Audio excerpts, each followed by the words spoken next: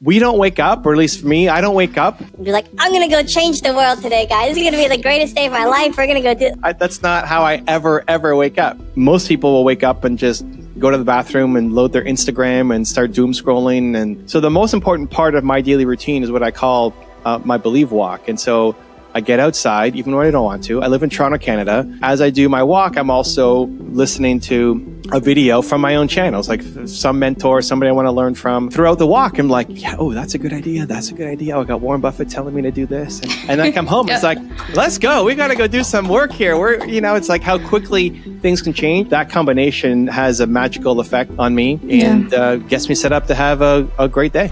Hey, it's Carmichael, and I watch these videos every day because I need them for motivation. Being around successful entrepreneurs every morning helps me believe that I can do great things too. It's like your morning coffee, but for your goals, kickstarting your day with a blast of positivity. So here is a challenge for you. Try watching one video every morning for the next 30 days, and let's find out together if they help you do great things too. If you're in, leave a hashtag BELIEVE in the comments below so I can celebrate with you.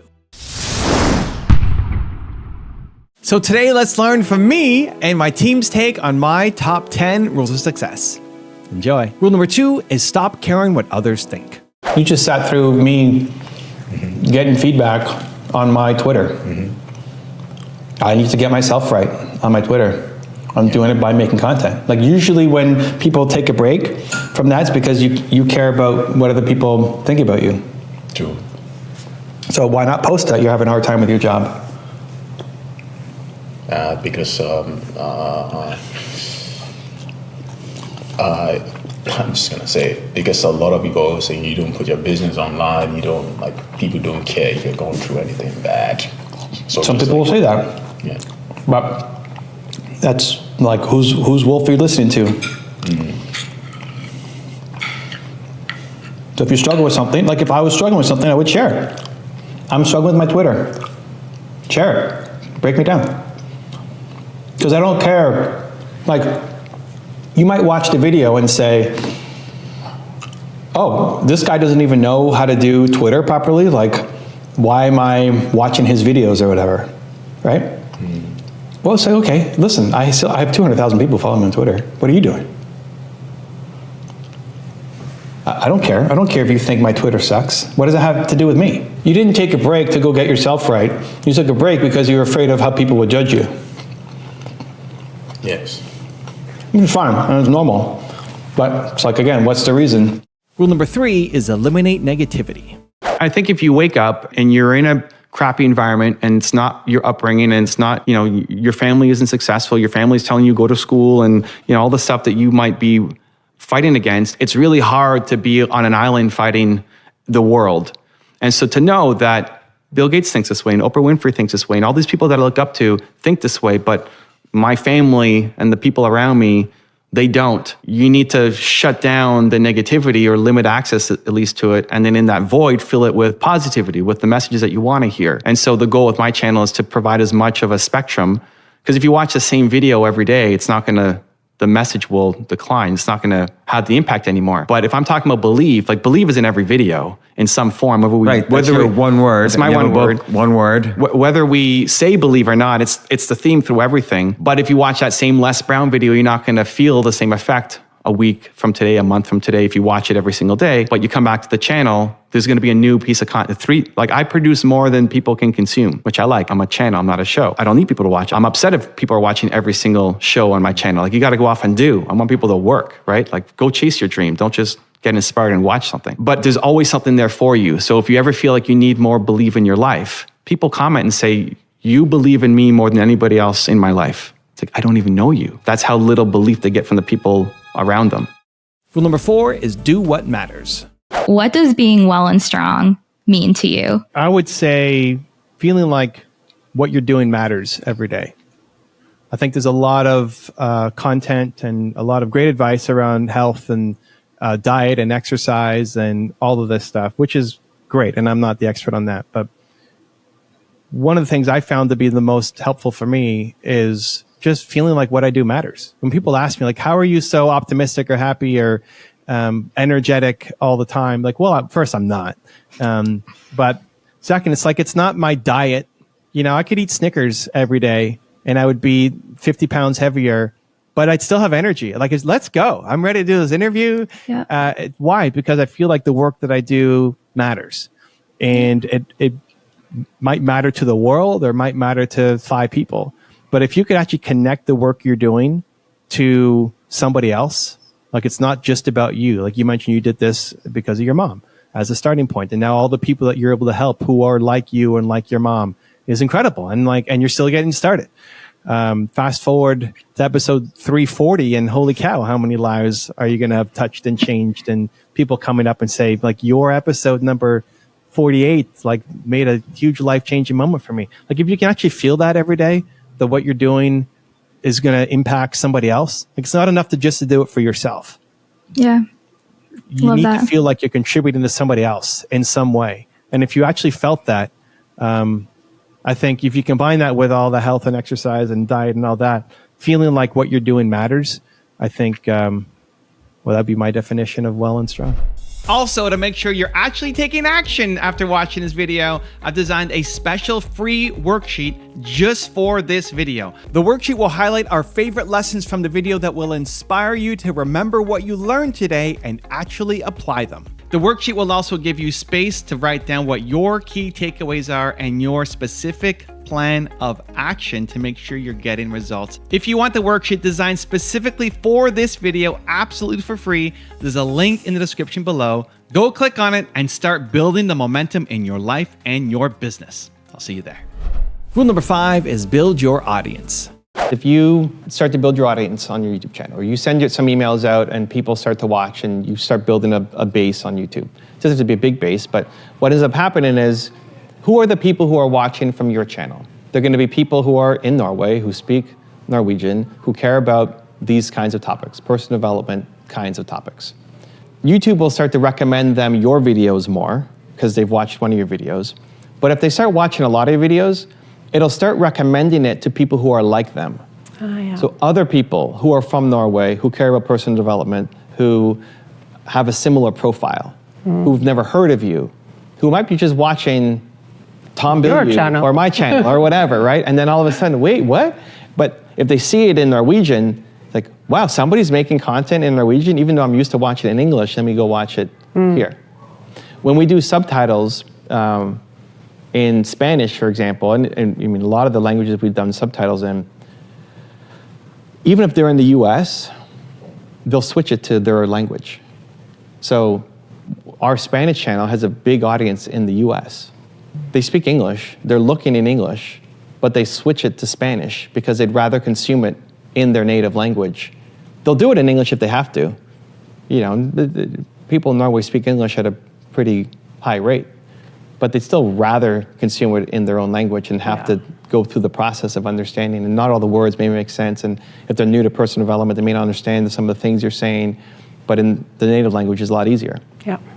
So it'll start getting recommended to people who are like the ones watching your videos. And then they see you pop up with Norwegian titles and thumbnails, like, who's this?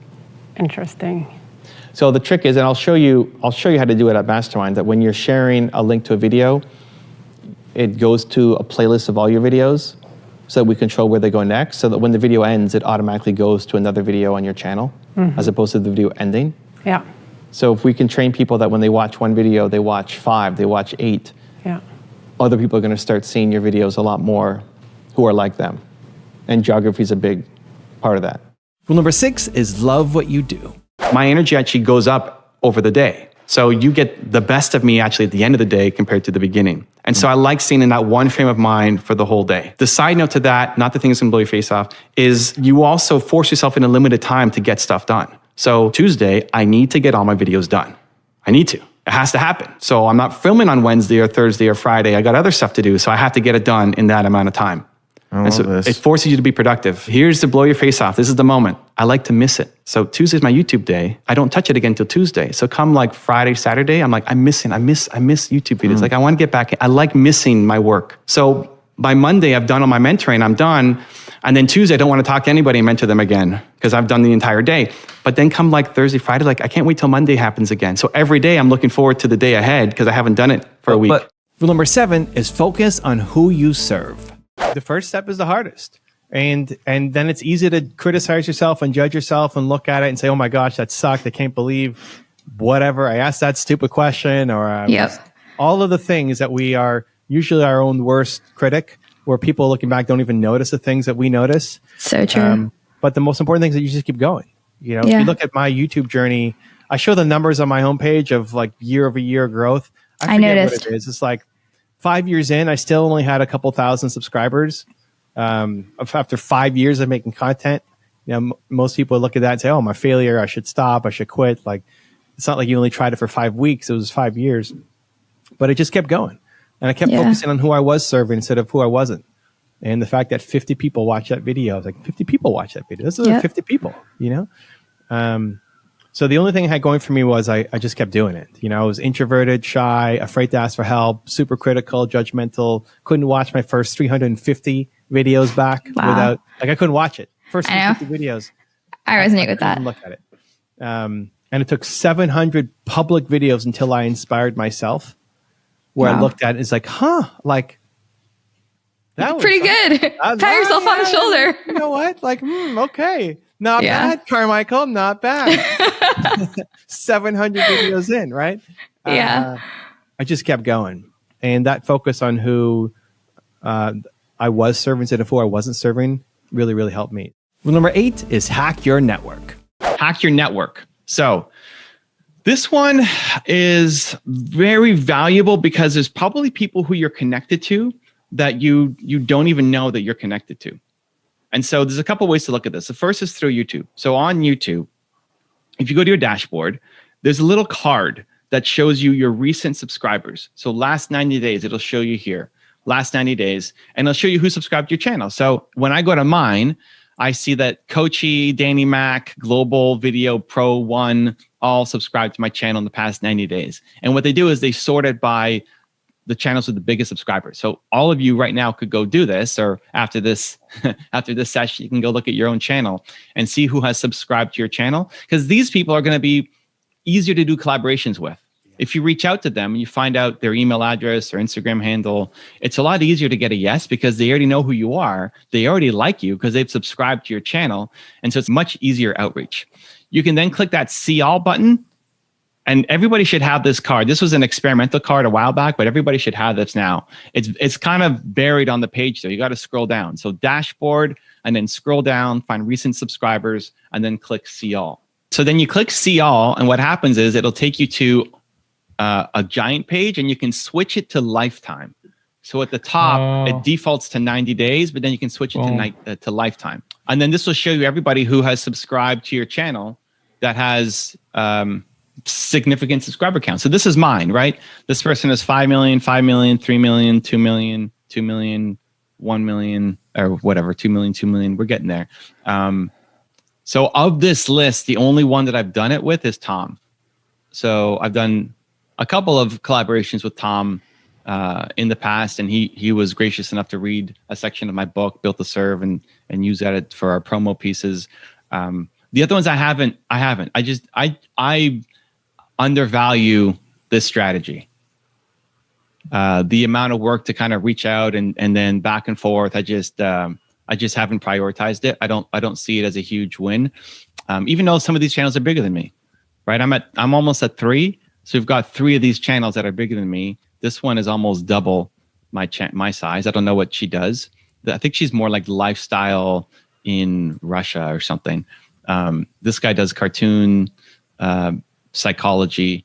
I don't remember what Gavin does. I think it's lifestyle vlogging kind of thing. So it requires some creativity, right? If Chris is finding that there's a Fortnite channel that is subscribed to him and they've got an audience, well, maybe your music could be on in the background for his next Fortnite series. Maybe we make a special playlist for him that's an hour of your music back to back, and he has a special, maybe he even streams with you. Maybe you learn Fortnite, or maybe you're already a pro at Fortnite and you do a session together, right? And your music's on in the background, that kind of collaboration. If you find it fun, it could be really good. Again, the work to set up. So now it's thinking about what's the value that you could bring their channel. Like, what are you an expert at that they need help with, that they're not good at, that they could use some content for? First off, if you go to their about page, there's usually some kind of contact information. Like, you go to YouTube, look at their channel, and there's an about tab. Click on that. It'll show you contact information typically for them. Often it's an email. If not there, then you've got a Twitter or Instagram account that you can connect to. That's how you reach out and you say, hey, thank you. Hey, it's Nicola. Thank you so much for subscribing to my channel. It's awesome. Do you want to do some kind of collaboration together? I'd love to make a video on your channel about 1, 2, 3, right? So you look at their channel, you see what they're great at, and don't just do the exact same thing that they're great at, because that's competitive, but what are they missing? And then those could be topics for you to be able to reach out to and share. Rule number 9 is learn to deal with criticism. Ignoring the haters or dealing with critics is a common theme. And I think it cripples a lot of people from moving forward in their business or their career. You're just worried how you're going to be judged. So lots of successful people, every successful person has to go through that, of dealing with criticism. And so how Oprah explains it versus how Kanye explains it will be totally different. But we'll put them together in a video with 6 other people all talking about the same thing. And hopefully it, one, shows you that all successful people have to deal with it, but also maybe one of those strategies will help you. Like, you may say, well, I hate what Wayne Dyer said there, but I love what Kanye said. I'm going to try that on. Or I love what Oprah said. I'm going to try that on. Or I love what James said. I'm going to try that on. And hopefully it gives you some strategies that you won't be able to get from the people in your immediate environment because they're not the success you want to be. And rule number 10, the last one before some very special bonus clips, is take the first step. Success is this mountain that we're climbing. Yeah. And you always want to go higher in the mountain. You don't want to stop. Yes. You don't want to just stay at the mountain. You want to keep going. Mm-hmm. And we look to the people who are ahead of us on the mountain. So ahead of me, you got Steve Jobs and Elon Musk, whatever. Ahead of you, you've got Arnold and whoever, right? People are way ahead of you. Or David Goggins or whatever. But we never, you might be at step 1,000 and they're at step 10,000. It feels like it's impossible, you never get there. But you're still at step 1,000. You took 1,000 steps up this mountain. Where are most people stuck? The bottom. Step 1. Like 0 to 1. How many people even go to the gym? Most people don't go to the gym. Yeah. 60% of America is obese or overweight, right? Like they don't go to the gym at all. So even the people you're seeing in the gym are already, even just showing up to the gym, you're in the 1%. Even if you're overweight and you're going to the gym, you're in the 1%. So it's recognizing that, okay, you still have, doesn't mean you stop, you still have lots to go, you still want to climb, but most people are stuck at step 0 to 1. What the heck is Ibrahim doing? What's Tito doing? What's Anthony doing? What am I doing? Like, all these people who might be way better than you at other things, but in this department, you're miles ahead of them. Like, it's nowhere close. But you can help people get to step 900. You can help people get to step 1. I had to make money a bigger priority because it's just been service as the default. I believe humans are built to serve, period. I think if you're not happy in life, it's because you're not serving. And we all want to wake up and feel like today matters. That what we're going to make today matter. Everybody, every human, whether you and I want to impact the world, want to have a big, giant mission impact, but some people just want to serve the 25 closest people to them. But either way, everybody, every human wants to feel like they matter, that they're going to make something today that will have an impact on somebody else's life. Great. That has to be number 1. Money is a funny thing. I don't think most people grow up with a healthy perspective on money, myself included. I think some people think money is everything. Money is the only thing that matters. That next person coming into my store, that's my next suit, that's my next car, that's my next purse, whatever. And other people think money is the root of all, evil. Yeah. We've all heard the expression. And it's actually the love of money is the root of all evil, but we forget that part. It's just shorten it to money is the root of all evil. And it's not. Money is not evil. Money is a tool. You need money to do anything. Even charities need money to operate. And so how I've come to interpret it for myself and then teach others is money has to be in your top 5. If you're an entrepreneur, if you want to have success of any kind, money has to be in your top 5. Even if you're a charity, money has to be in your top 5. It just can't be number 1. Number 1 is your mission. Number 1 is the purpose. Number 1 is the impact that you had on that one girl, because in that one girl, there's millions of people who are like that, who will be moved by your message. But how can you, I used to fight with, how do I do both? Like, how do but I want to make money, but I want to have impact, but I want to make money, but they work together. They're not opposite. They're not conflicting. The more money you make, the more people you can go serve. If you back then could turn that part-time speaking thing into a full-time career with a team of people, you're going to reach more people. Me right now, having 36 people on my team, I can reach way more people than just Evan Carmichael by himself making a video. Yeah. And so I had to come up. I came more from the money as everybody had money, were kind of selfish or greedy or did something to cheat people. So money is more the root of evil. And I had to put it into my top 5. But if you got it number 1, just bounce it. Keep it. It's important. Just bounce it from the top spot because there's something more important. How have you seen challenges done, and what is like the most interesting challenge that you've participated in? I think the biggest thing about challenges is it has to feel like it's a community thing, which is why it's not just so the Move Maker Challenge is 1 solo video, 3 collab videos, and 1 lead magnet. Mm-hmm. The most important part to keep momentum going is the 3 collaborations. Mm-hmm. The thing that will help the business grow the most is probably the lead magnet. Yeah. It's to force people into action. But if it's just something that people are doing by themselves, they're probably not going to do it. And so forcing community and forcing connection is the thing that makes the challenges go. You may not feel like making a video an impact today, but because IG Live with Angela agreed to go live with, like, okay, well, Angela's going to be there, so I'm going to be there, and let's do it together. And then it's great. And then all of a sudden you have content that you didn't have before. And I think a lot of the people, the challenges were born out of, I want 2 things. One, I want people to have more momentum. Like I'm talking and giving strategies around content.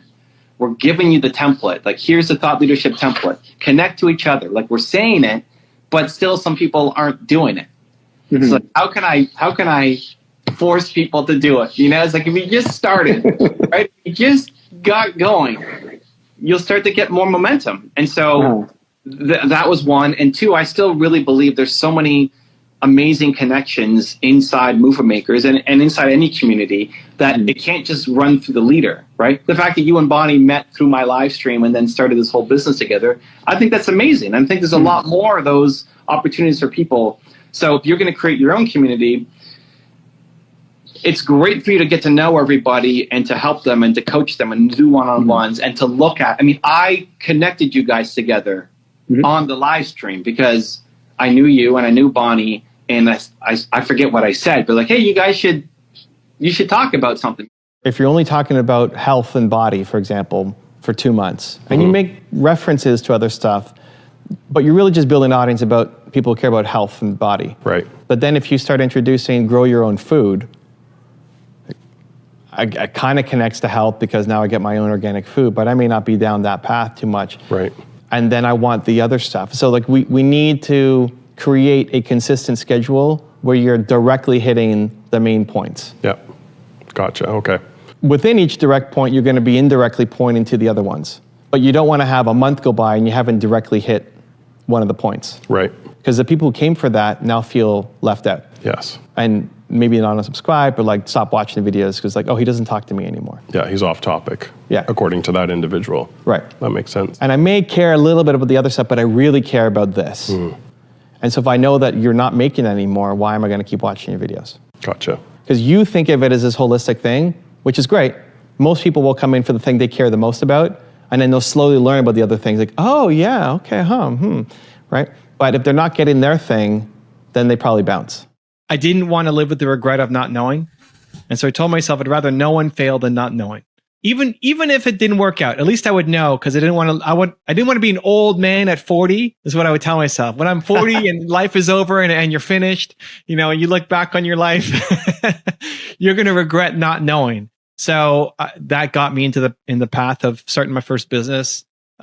Struggled, failed, some of the worst years of my life, eventually built and sold. I don't know how deep you want to go into that stuff, but coming out of high school, I had a lot of entrepreneurial drives and tendencies, but didn't really know where to put them. And so I'm really grateful that I discovered entrepreneurship. And if you keep trying and keep improving, keep getting better, you will not suck anymore. So that's where a lot of people struggle. They know what looks good. They feel they can make it. They can't at the beginning. And so they stop trying. In terms of keeping going. How do you keep going when you're struggling and failing and not seeing the results?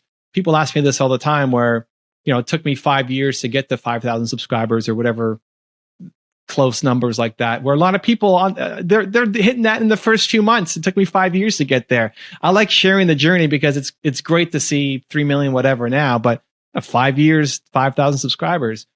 What kept me going through those days was I always focus on who I was serving instead of who I'm not.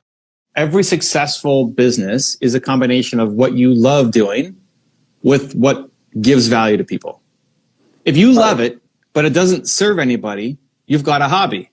Right. It could be a really fulfilling hobby. It makes you feel great to sit in your basement playing the guitar, but if it's not bringing value to anybody, it's just a hobby. Some people go the other way and they're only chasing what there's opportunity in, but they don't love it. Like, don't go chasing NFTs or Clubhouse or crypto if you don't love it, because you're gonna get destroyed by the people who actually love it. Right. And so it's in that intersection of what do I love doing that can be of service and bring value to other people. And that's the success story of every single entrepreneur who's made it. They love the thing and it brings value to people. So if you love it, awesome. Now you got to figure out, how do I use my skill set, my talent, what I love doing to help other people. How do you get better? Well, you have to do it. You can't just, the more you're spending time thinking, overanalyzing, over-preparing, judging yourself, I'm not good enough, this sucks, people won't care, that limits the one thing that matters the most, which is post. So you're already doing it. You're doing it in gym. You're not doing it in your faith anymore, and you're not doing it in maybe other areas, but you've done it in the gym. So now do it with your social media. It's just a decision to post every day. If you post every day, there'll be a lot of crap that will be put up. Yeah, and that's the one thing I'm trying to avoid. But how do you get through the crap is you keep creating, you keep making more. Yes. Because it takes you a long time to even, what is your style? You have no idea. Like, if you go to the gym once a week, how do you even know what exercises to do? You're going to research and find something, but like, you're not doing enough to even know if it's working. True. If you went to the gym once a week, you can get a definition, you might lose a little weight, you can put on some muscle, but like, you don't even know what's working. Like, is a bicep curl working? I don't know. You're like, you do your sets, right? So maybe you're doing a bicep curl twice a month, once a month. How do you know if it's working? You don't know. You're doing it once a month. It's by doing the repetitions that you find out, okay, I don't want to do this exercise, doesn't serve me as much. I'm going to do this one today for my abs. I'm going to do this instead of that, whatever. You figure it out because you're in the mix doing it instead of just thinking about doing it.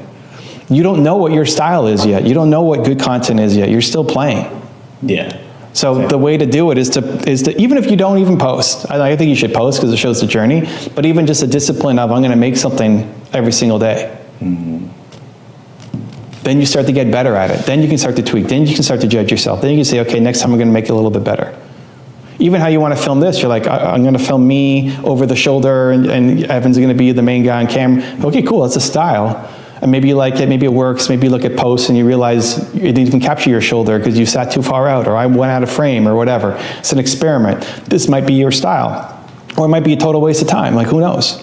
But in the doing, if you did interviews every day, you'll start to get better at interviews. Whatever you do every day, you're going to start getting better at. If you're doing it once a week, you just will not get better. Brain is really an emotion. What do I feel when I'm around Terry Wade Thompson? And the more you can make it easy for people to explain the brand and put a pulse on what that is, the easier it is for people to spread the message for you. The issue of changing it every year is that then you're not the same. I mean, you're the same Terry Wade Thompson, but you're making the message different every time for people to be able to spread the message for you. So the Believe guy, people know me as the Believe. Every day I get DMs of people taking a picture of Believe somewhere, a Believe sign, a Believe postcard, Believe something in the thrift store. Grant Cardone taking a picture of his kids wearing Believe pajamas. Like, that's what people know me for. If I said, hey, 2022, I still love Believe, but we're about whatever else. I'm about freedom. then I never build enough of a brand because I'm the freedom guy for 12 months and then I'm something else for another 12 months and nothing ever sticks. So it's okay to have different themes for the year, but like, what do you want to be known for? Is it unbreakable? Is it change? Is it something else? And that you can see yourself in 5 years and 7 years and 10 years still deeply caring about that thing so that you actually allow for the momentum to build. We don't think about the future regret enough because the starting the thing is painful because there's a chance of rejection. There's a chance of it not working out. You know, as an example, like real live moment right now. So just before this show, I was talking to Mark Randolph on my Instagram Live. We're doing an interview with him for my YouTube channel, and he's the co-founder of Netflix. And so when that came across my table, I was like, do you want to interview Mark Randolph for your channel? Do you want to have a conversation with the co-founder of Netflix? I'm like, yes. But then immediately all of the fears said like, oh my gosh, I don't know anything about him. I don't, what if I ask a stupid question? What if I don't? And so there's a tendency to then go instantly into delay. Like, yeah, I like that, but I'll do it. How about next month or next whatever? And you push it off, but really it's because I'm afraid. I'm just afraid, right? I'm afraid of, especially in a live setting, right? It's not like it's pre-recorded. This is going to be a live setting with a live audience. What if I just ask something stupid or something happens?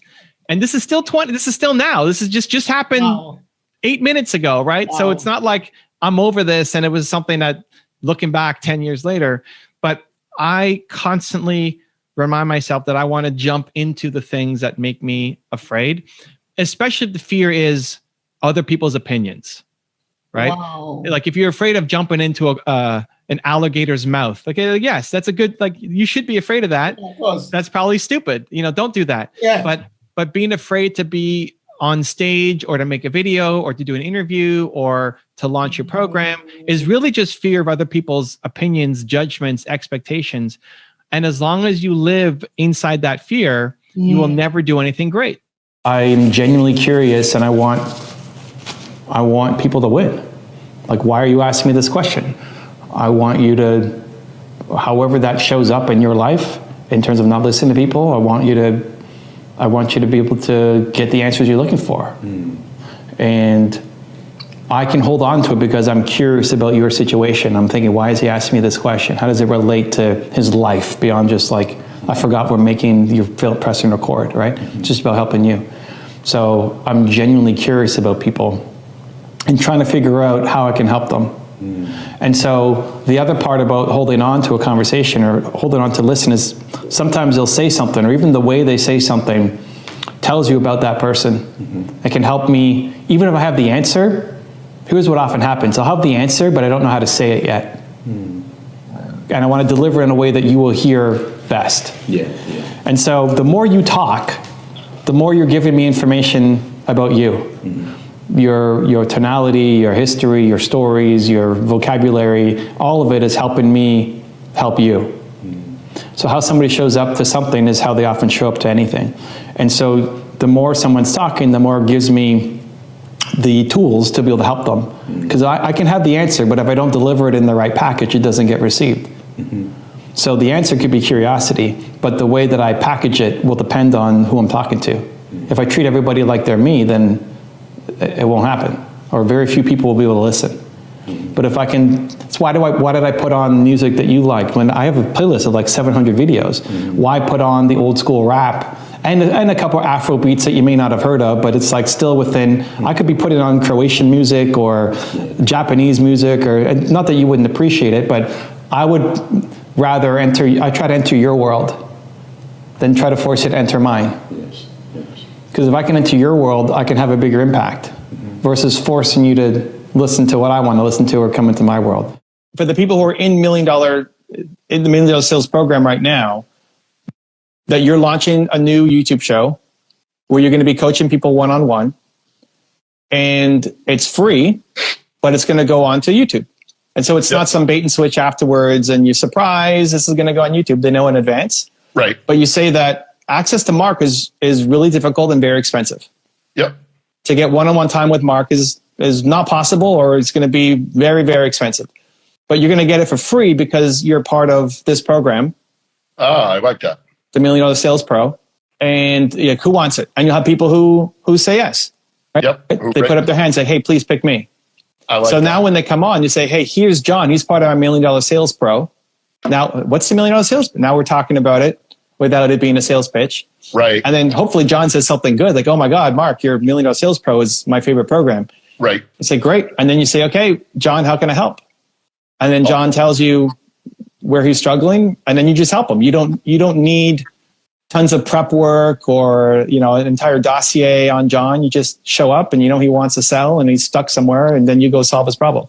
The biggest failure I had was I quit on my business partner. So this is why I try to encourage people to keep going and believe and all, because that was me, because I needed it, because 20-year-old Evan that badly needed that message. We were not having success. I was a year in on this business. I turned down my dream job to take this, company opportunity.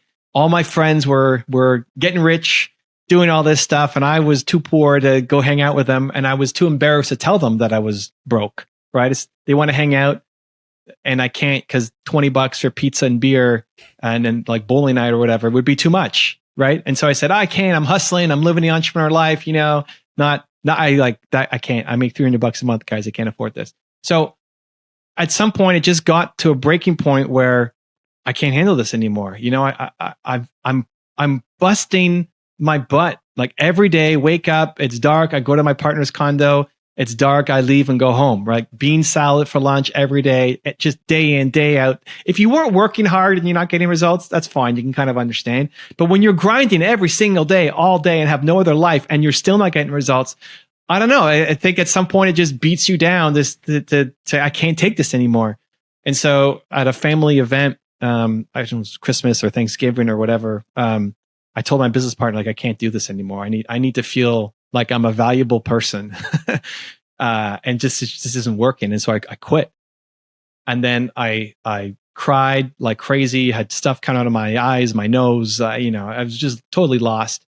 And the next day I woke up and felt I can't quit yet because I'm going to regret if I quit now. I know, again, when I'm an old man at 40, I'm going to regret this life-changing decision. But I can't keep going the way that I'm going. I have to find something else because this is not working as it is. And that's where I had a aha moment kind of at my bottom, which was, I'm not the first guy to try to build software before and sell it. Like, who's done this? And the first guy I thought of was Bill Gates, who started Microsoft. So I thought, okay, how did Bill Gates do it? I'm going to learn his story, and maybe there's something I can learn from it. And I did. I looked at how Microsoft got started. Not how did he make an extra $1 million now? Like, who cares?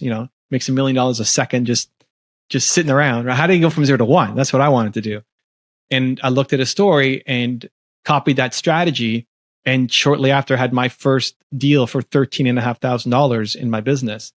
And grand scheme of things, that's not a lot of money, but holy cow, when you're making $300 a month and you get a $13.5K deal, my dude, I was rich. Like, I won the lottery. I have dollars hitting my bank account.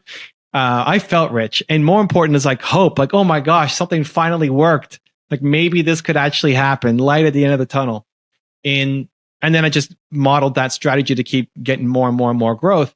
To be a great leader, you have to care more about the people on your team as humans than you care about them winning in your business. You need them to win as people more than win with you. And I see everybody that we meet, we're on these parallel paths together. So us here, we're on this parallel path for this, 20, 25 minutes together. And maybe I never see you again. Maybe we launch the greatest joint venture of all time. But right now we're on this parallel path of this show.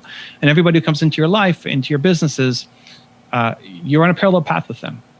And your goal should be to understand what their goals are and help them accomplish it. And sometimes that's with you. Sometimes the best thing they can do is be with you for the rest of your lives because you make each other better. Maybe the two of you make each other better. You complement each other. You bounce off each other, and you're better together than you are individually. But maybe at some point, the person with you should leave. They'd actually be better served going somewhere else. That they love working with you, but it's actually limiting them because they've got something greater calling them that you have to go push them away to go off and do.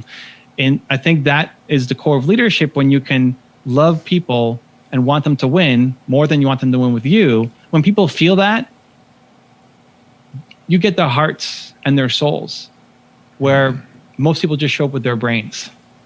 You get everything because they know that you want them to win, and they're not questioning the loyalty. Yeah. Right. And that's hard. And that's not, I don't think, taught in schools. But really, you just have to care for the person in front of you and want them to win as a person. And if you make that your goal, that if people are around me, they're going to level up. Anybody who comes in contact with me has to level up. If you're on my team, you need to level up as a person. Otherwise, I'm a failure as a leader. I don't care if you did all the work that you were supposed to do.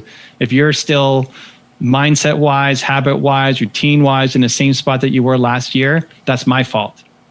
And it's accepting responsibility for their lives. I think that's a good leader. I think that's a good husband. I think that's a good father. I think that's what leaders do. The more you listen, like I had an answer to you halfway through you talking. I didn't interrupt you because if you feel like you get to finish your question, you'll listen to my answer more. It's just more respectful. The more that if you were to come on a Monday and watch me coach Alex or whatever, who you met at Mastermind, yes, I won't let him finish a question and talk forever. Because like he knows that if I'm interrupting him, it's because I love him and I want him to win. Where other people, if you're interrupting them, they see it as you're rude and you're not listening, right? So the more I get to know somebody, the more they know that the foundation is love, then it allows you to be a lot harsher and interrupt more and go faster and push harder and tell them that, dude, this sucks. Like you should have known better. You shouldn't be doing this. And you should not be making these mistakes anymore. We've gone over this 100 times. Like, you're better than this. That you can't have with somebody who doesn't know you very well, right? So Alex is like a brother, or he's like a kid or whatever. Like he's family. So he likes that now because it's helping him grow. But somebody brand new who you don't have a lot of context on, you can't just jump there. So if you let them finish, then they're much more likely to listen. And so what do I care about? Do I care about me saying what I'm saying, or do I care about you hearing what I'm saying? I care about you hearing what I'm saying. I don't need to talk. It doesn't do me any good. I want you to, or whoever I'm talking to take the thing I'm saying and go do something with. But if I interrupt you, then chances are you're not going to then listen to what I'm saying, because you're saying, this guy just interrupted me. I wasn't even done. He doesn't even understand what I'm talking about. Like, you're thinking that, so then you're not listening to my answer, and then you're not getting the actual help. So the number one question that nobody's asking you, and I'm going to ask Roland, which is going to be fun, before they devise a strategy for YouTube is, what do you sell? What do you sell? And for everybody here, like when you came in, well, the people who I met, it's like, well, what do you sell? It's always the first question. What do you sell? We had a relationship expert over here, counseling. We had a marketing consultant. So this could be consulting. This could be books. This could be, if Roland wanted to sell more tickets to this next year, right? Is that a goal? No, not okay. Through that channel. Okay, great. Yeah, we have other channels for that. But cool. Yeah. So like you start with, what do you want to sell? Because I want you to generate more leads. Because if we can increase... So you can put consulting on there. You mentioned that. That's part consulting. of it. Okay, cool. Consulting. So if we could help Roland get these three things, he would spend a lot more time on YouTube. Essentially everybody here, right? If you're going to grow your business from your content, you would justify spending more time on it. Right now it's okay to go after what may be hard. Now all of the problems we came up with here, right? All of the reasons why you can't do videos go away because it's generating revenue for you. The goal today, though, is just figure out if Namecheap the right option. That's it. That's our goal. Yeah. That's our philosophy, one truth. And maybe you figure that out in 20 minutes after watching one training, or maybe it takes you 3 hours of going through it to kind of figure it out. But the idea is this is the goal for the rest of the day, that if you hit that, it's like, hey, pat on the back. Like, I set a goal and I hit it. I said I was going to do it and I did it. Okay. And if you complete that, you can always add more. You can always, you know what, I'm going to try actually building my website instead of just researching. I'm going to try just making a homepage and just playing around with some text and maybe doing, but it's not the requirement for the day. Okay. So we've still got a big vision and big mission of what we're going to accomplish, but we're lowering our expectations for what we want to do today because we don't want to train ourselves that you set goals and then don't follow through. And then you feel like, you know, you don't feel great because you said you're going to do 10 things and you did like half of one. There's so many things that you could do. Right. What most people get wrong is just the sequence. So like the steps. Yeah, I want the sequence. In what order to do it in. Right. So ultimately the goal is to do everything. But the path to be able to do everything is to do one thing. Yes, to start. Right? Stay focused. Because if you try to do everything, nothing happens. Or it's like all of these little tiny things. You do a little in Chinese and a little in English, and you care for your father, and you still have your job, and like all those other stuff. Spread it too thin. And then like nothing ends up happening. Right. Little bits of all these things. Yeah. So ultimately, to accomplish your mission, you're going to need to be able to do this full time, and then you're going to need to have a team. So it's not just you doing everything, right? Yeah, yeah. At the beginning, it's you part-time because you're doing other stuff, right? Great. So in our part-time hours, how do we get the most out of the few hours that you have every day to work on this to generate enough money that you can then leave the job, right? To then generate more money so you can hire a team, right? To then help you do the big thing. Right, right. So we want to do everything. I love it. You know, it's great. Yes. Thank you. And what's the market to go after that will pay you fastest inside your mission, not just like go get another job, but inside of what you want to do? Is it English market? Is it Chinese market? Is it selling a specific course or program or training or coaching? What's the thing that can generate the fastest revenue inside your mission so you can leave your job and do this full time? If you focused your efforts and just got your 10, that then allows you to go hire more team to go do more things and make things so much easier. So what's our clearest path to get to 10? So if we now look at the YouTube channel, they have to be separate channels. You can't have an English and Chinese channel on the same channel. They are separate. Yeah. Perfect. Yeah. Where do I spend more time right now? On my Chinese channel. All right. I won't understand it. Yeah. I could have Nina look at it and say, what is she saying? But it probably won't hit that many people in China. Right. But the Chinese population in North America will be able to watch it and see. Yeah. You're probably going to be the only one talking about complex trauma therapy on YouTube in Chinese. For now, blue ocean. Yeah. And again, you need 10. Right. We're not trying to go, eventually, we're going to go change the world. Yeah. And be in English and in Chinese and down the road. Billions of views and everything. Great. Right. Cool. But the path to be able to get there is just, again, the sequence. What are the steps? Because if you do everything, you're working with all these consultants and all these different things in English and Chinese and all, it's like, then again, there's lots of opportunity, but very little progress. Right, right. Stay focused. Stay focused. Yeah. So the first goal is get to 10 in Chinese, focus on Chinese, do the webinar in Chinese. For Tim, ask him about connections in Chinese. You have your Chinese people that you hired. Okay, guys, we need to get 10 people that I'm going to work with one-on-one. Yeah. The YouTube content can be in Chinese. Yeah. Because if you start making regular Chinese content on YouTube for complex trauma therapy, right? Everybody who's helping you can now use that content. Yeah. So the woman in California can take some of those clips and put that into the webinar. And the people in China that you hired can send some of those videos or clip them and use them in their sales process. That's a good point. And Tim can filter some of his people and send off this video in China. So like if you have content going up, people will discover you on YouTube, but your current network can also help share some of this stuff for you. Yeah, right? That's a good point. Yeah. You don't need millions of views on your videos yet. Yeah. Like we'll get there, right? Yeah, totally That's the mission. Yeah. But we need the right people seeing it who might then hire you. University is great if you want to go be a doctor or a lawyer or an accountant or some professional designation where it doesn't change that often. But staying on top of online marketing is not where you go to university for. So there's this giant demand, and where's the education coming from? Mm-hmm. Even a book, like I have a book. I got a couple books. The books takes a year to write, and then another 6 months to get out. By the time it's in somebody's hand, the information in the book is already at least 18 months old. Mm-hmm. So if I was to make a book on YouTube, it'd be totally different in 18 months. So the advice is already out of date. So it's why people are going to YouTube now to learn about these things.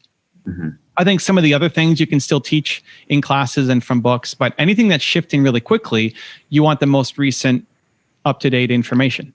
Yeah. So everybody's just going to YouTube to learn how to do entrepreneurship, online marketing, set up their digital business, etc. It's one thing if you're not trying and you're not getting results, but I was trying every day, all day long, and just nothing, no results, just zero. And I remember I called them up and said, I quit. I have to go find something that makes me feel useful as a human being. Wow. I wasn't, in depression or suicidal or anything like that, but just, I felt useless. And then I woke up the next day and I felt, okay, I can't quit yet because I'm going to regret it if I do. And I had there's a quote from Oprah that was in my head that's just, find another way to stand. Ooh, you have to find another way to stand. Like, you don't quit, but you just find another way to stand. So, okay, what's another way that I can stand?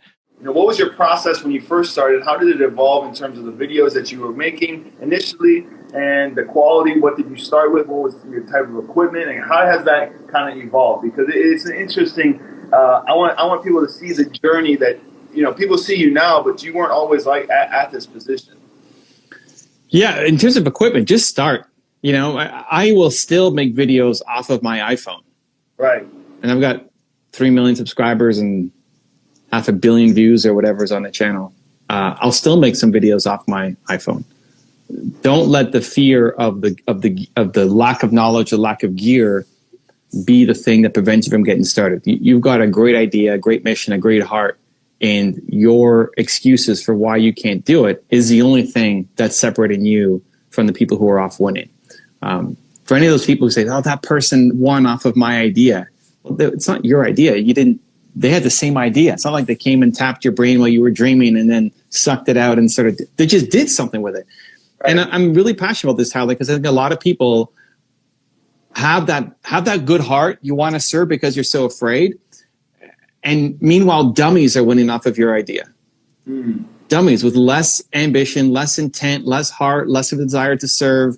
They're winning off of your idea because you are too afraid. And they just got started. Right. The plan is never the plan. Like, whenever you start something, you can have a great plan of how you think it's going to work out. Great. That's not how it's going to work out. You're going to have to adjust a million times. Like, that's the story of an entrepreneur. It's the ability to adjust to the circumstances.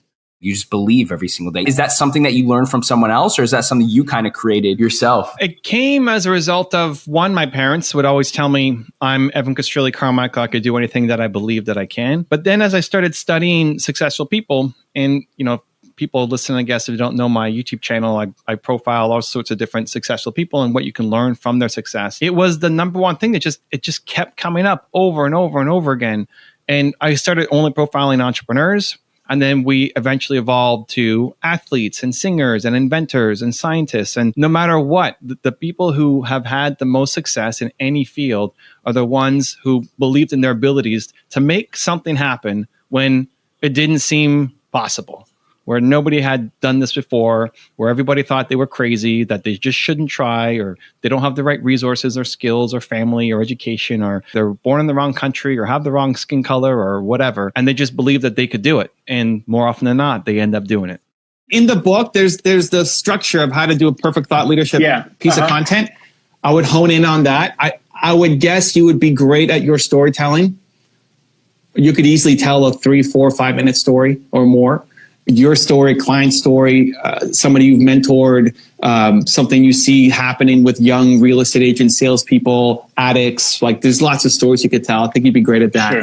I think the practical advice piece, you'd probably be great at that too. So, okay, to solve this problem, do 1, 2, 3. Step 1, do this. And I'm sure you've just had enough experience. You can, even you had a point form, you could talk to those points and be eloquent and tons of value. Where most people struggle is the opening. So you got to hit me with something that you believe that most people would find different or weird. I think if you know what you want to do, that's the time to focus and build and grow. Like if you want to build the #1 podcast for entrepreneurs, great. Then when somebody says, hey, do you want to join me at truck driving school? You say no, because you know what you want to do. You have the path. But if you don't know what you do, and you like this, you'll often go on these ebbs and flows. Whenever you don't know what to do, the best thing is to say, yeah, I'll join you at truck driver school. Yeah, 100%. Right? Like you go once and you see. Yeah. Right? Just like people who decide that pizza is their favorite food before they've tried sushi or burritos or anything else, right? You want to taste it and try. So if you don't have clarity over what you want, you're not going to figure out what you want sitting on the couch. You got to get out there and do. But if you do have clarity over what you want, then that's the time to put the blinders on and focus. I'm building this thing. Don't distract me with your other opportunities. Thank you. I love you, but I got to build my thing. What are some things that people can do to, always take their belief to the next level? What are some of the things that you're doing consistently to consistently build that belief so they can get it to that level where it's like, until it becomes their reality, that what their goals are? Yeah, I mean, I know we got to pop, but two quick things. One is to start to surround yourself more with the people who are embodying that belief, right? So, and whatever, it's not just believing in yourself, whatever you want more. You want more courage? Be around more courageous people. If I want to be a better parent, I'm going to hang out with my parents more. If I want to be a better visionary, I'm going to hang out with, Steve Jobs more. And I can't meet Steve Jobs, but there's enough of his content out there that you can be around it and learn it. So that's step number one. If you love Tyler, great. If Tyler makes you feel like things are possible, if Tyler gives you more courage or commitment to excellence, follow him. Subscribe to his shows. Have Tyler. If Tyler was living with you every day, you're going to grow and you're going to get more courageous and have more commitment to excellence. So have him live with you by watching all his stuff constantly. So I'm around Elon Musk and Steve Jobs and Oprah Winfrey and these people every day. It's what I needed when I was 19, and it's still what I need today at 40. And that's why I do what I do. So step number one is to radically change your environment to have the people from the things that are on your wall to the what's in your Instagram feed, your YouTube feed, from the clothes that you wear to the thing that you're drinking, right? Like all of it is a reminder of who you want to be. And then so that gives you the framework to start to feel it more. Step two is, and there's only 2 steps, you got to do something. All right. Like you could watch Tyler all day long and get courage. Great. But now Tyler's not going to come and make the call for you. Tyler's not going to come and launch that drink company for you. Tyler's not going to come and, right? So you have to do it. Right. But what Tyler can do, what I can do, what whoever can do is give you that little bit of motivation, that little bit of courage to then take the step and to build momentum. So you need that motivation daily because you might be super fired up and inspired today. Awesome. You're going to wake up tomorrow and go back to not having as much courage and confidence and belief. And so you need that as part of your daily routine to get you inspired to the point where you then take the action that you're afraid to do. You could do this, where you do it over something like Instagram Live to help build your Instagram audience up, or it could just be a separate Zoom that you do either for paying members. So, hey, as a bonus, you also get a one-on-one with Grant. Okay. Right. And then sorry to interrupt you, but then do you take this and put it back into YouTube? Meaning, you? Okay. Because not all of the, like I have a daily show here. Not all of them get cut for YouTube. Some of them, if it's really good, it'll get cut. My team just decides on which one goes up. But yeah, so I go live daily on Instagram. And that helps the Instagram audience and also creates content for other potential platforms. I mean, this could get cut up into a million different ways for different platforms, depending on what comes out of it. But that you could have it as a bonus. So, hey, here's my membership and it costs X per month. But if you sign up for the annual deal, you also get a one-on-one with Grant that can be turned into content, right? So you can use it to get people into your program. If you love it and you want to do more of it, then maybe you have enough members to back it up. If not, then you can do it for free. And people get to see you coaching so that if it's free, then it's public. If it's free, then it's going to be online. And some people may not want it to be public. So say, okay, great. Well, I've got a coaching package and I've got my membership program where you can train with me every 2 weeks. Right? So the free gives you the attention that then shows off you as a coach, because if you want to sell a membership program where you're going to be coaching people, I need to see you as a coach. Right. Not just a thought leader talking to the camera. I need to see you like get the bug eyes, like, oh my God, Grant, I can't believe what you just said. That saved my life. You hit it right on the head. Our intention is not to be rah, everything is great in the world. It literally is to turn the negative into a positive. And so finding ways to do that, like what you just mentioned, is key. It's key for us to reach people. So then it's just, you're picking which negative. And the bigger the negative, the bigger the audience you can build and impact you can reach. Yeah. The smaller the negative, the smaller the audience. That's powerful, yeah. Right? So it's just finding bigger negatives. Yeah. So, you know, whether you talked about the vaccine during COVID, whether you talk about the election cycle that's coming up in the US, whatever the things are that you care about and you're willing to share, Prime Minister. That's actually not a big one, right? Like, your audience is in Canada, right? So you talking about our Prime Minister, whether you hate him, love him, why, how to problem solve, how to fix the next election, whatever. Yeah. It won't get you tons of impact because it's only to Canada. Yeah. You talk about the US election coming up, it's going to have a much bigger impact. Yeah, and for now, like, our hope is to reach the English-speaking world, because that's our ability to reach. You can even take a stance of, even if you don't want to be critical or political, right? Like, is Biden too old to run? Right? You might have strong views on Biden that you may or may not want to share, but you could flip it in a positive way to say, okay, like, so this is a concern. It's like, you know, we want our leaders to be healthy. So how do you live a healthy life into your 80s, 90s, 100s? And you flip it into a health article. Yeah. Without you saying, Biden is like the worst, or whatever you want to, right? So you're taking it in a different way. Why say yes to the little people, if you will? So probably multi-part answer in that one too. You guys are asking some good ones. For me, it's always a vibe thing. So my team is probably upset that I'm doing this. I'm sure. You know, my team probably has all sorts of things that they would love to have me on, and I'm behind on a million projects. And, you know, I mean, they'll be happy eventually, though, Evan. They'll be happy eventually, I promise. Yeah, just the demands on the time as you get busier and bigger, you know, that's one of the hardest things to constantly figure out. And my biggest fear is disappointing people and letting people down, and part of that happens every day. You know, like, people would email me their cover or DM me, and I never see it because it's not possible to see everything that comes in, and that somebody might be disappointed by that, you know, tears me up, and I have to keep going. So why do I say yes? It's a vibe thing. I say yes to things that I shouldn't say yes to, but it just feels right. So I say yes to it, and then don't judge it afterwards. Maybe it's the greatest interview of all time with gut check. So that was a win. Or maybe it just sucked, right? And I made the wrong call somewhere, and next, move on.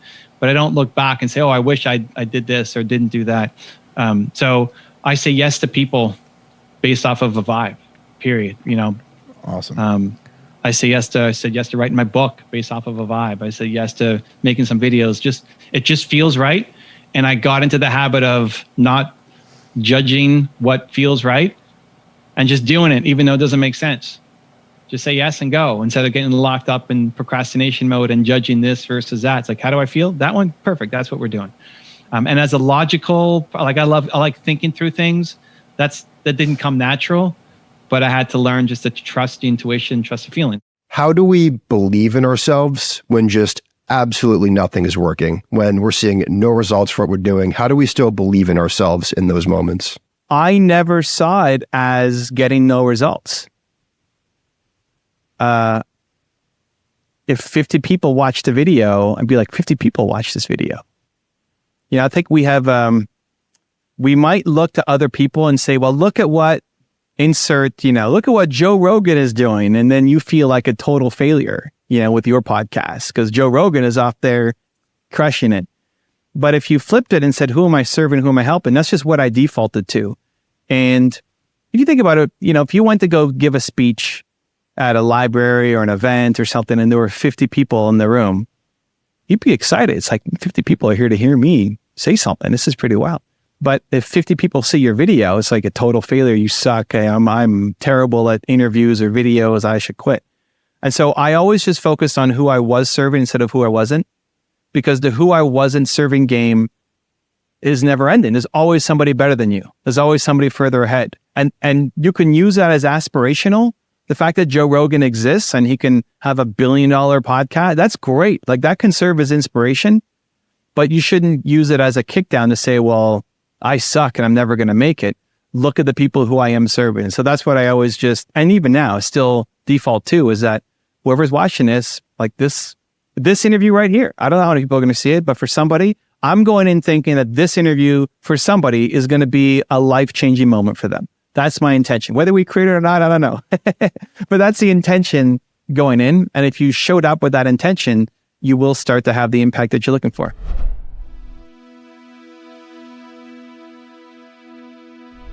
For 10 more rules from me, check the video right there next to me. I think you'll love it. Continue to believe, and I'll see you there. The world's biggest problem is that people don't believe themselves enough. I believe everybody has Michael Jordan level talent at something. Like, you are literally the world's greatest at something, but you either don't believe that you are, or you found the thing, but you don't believe in yourself enough